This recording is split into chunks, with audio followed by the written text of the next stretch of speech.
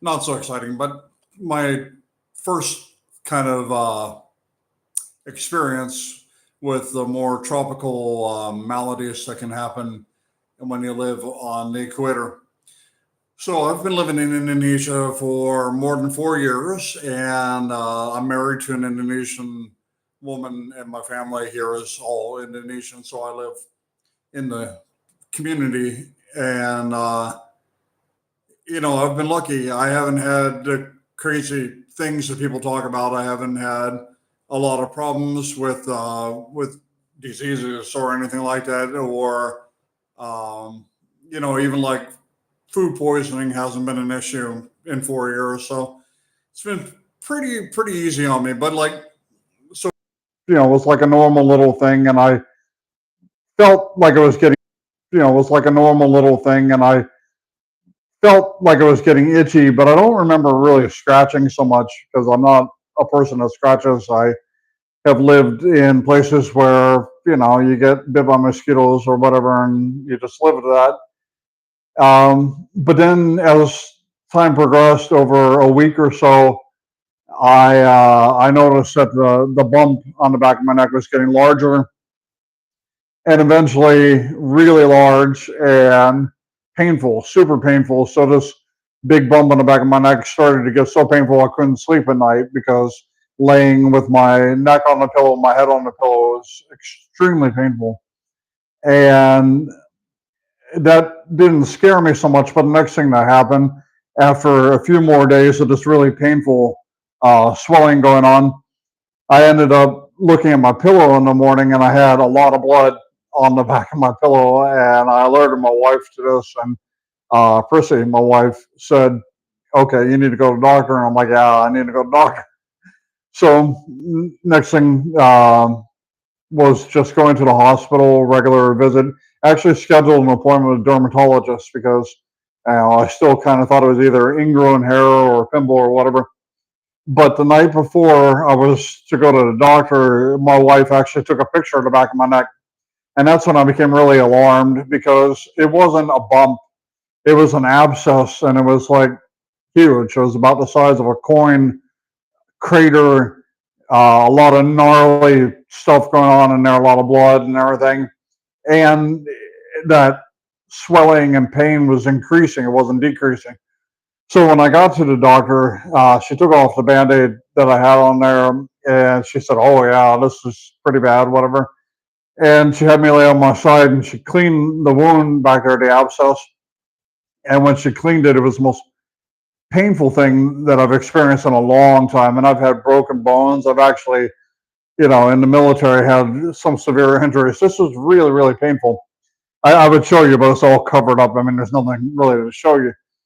And she took some cultures. So she swabbed in deep and took cultures of the liquids that were in there, and she sent them to the lab.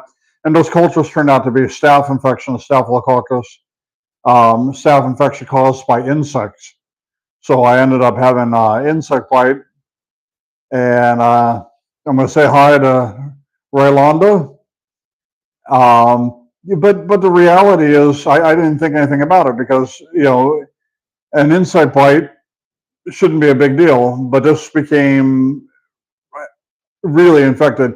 And the good news, after the lab results came back, they found out that from the cultures that they took, they found out that basically all of the main antibiotics that they would try to issue for this kind of staph infection were still working for this. And so it wasn't MRSA, which is a horrible staph, uh, antibiotic resistant staph infection.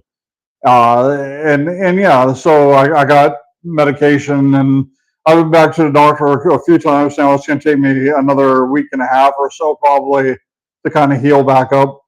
And what that means for me right now is it kind of put me in a holding pattern, which is why I'm putting out a lot more stuff from the archive. On my channel, everything that I do is original filming, original photography. I'm not reusing other people's stuff. This is all stuff that I've done. And luckily for me, I've got years and years and years of traveling through East Africa and Central Asia and Central America, and I've got lots of animal footage I can still put videos together. It's driving me nuts though because I love what I do for the channel here. I love going out to the monkeys. Troop Bravo here in Jakarta, the wild monkeys, wild long-tailed macaques. On that note, for those of you that follow Troop Bravo, there's a bit of concerning information. Currently, they're doing a massive building project in the middle of the park, and they've actually removed more than 5% of the tree coverage from the park, so they've really reduced the foraging area for the long-tailed macaques. And the last time I went out to visit, I didn't come across any long-tailed macaques, which isn't completely unusual, but during the wet season, it's a little bit more uh, alarming. So the next time I go out, it will be after I heal up. This right now is at a stage where it feels a lot better. I don't have the pain anymore. It's drained pretty much really well, and the antibiotics seem to be doing their job. So in another week and a half, I will come back to the field, I guess.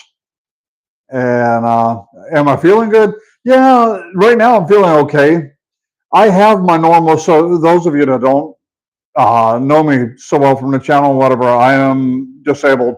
I have several things going on, but the main two are Meniere's disease, which makes me hearing impaired or mostly deaf, and causes vertigo on a regular basis. So I get vertigo attacks a lot. Um, that's kind of a daily thing. With that comes, ironically, comes neck pain, mostly on this side, uh, along the vagus nerve, and it's pretty intense, and it's dependent on the air pressure changing. So when the weather changes, my neck hurts dramatically on a regular basis, so every other day. And then my other main disability, I don't really call it that, but like if I had to term it that, it's a disability, is autoimmune disease, which actually affects stuff like this. So dealing with a staph infection, having autoimmune disease is complicated in itself. But dealing with those things on a daily basis and then having the staph infection, it's just like adding another little layer. It doesn't really affect me too bad.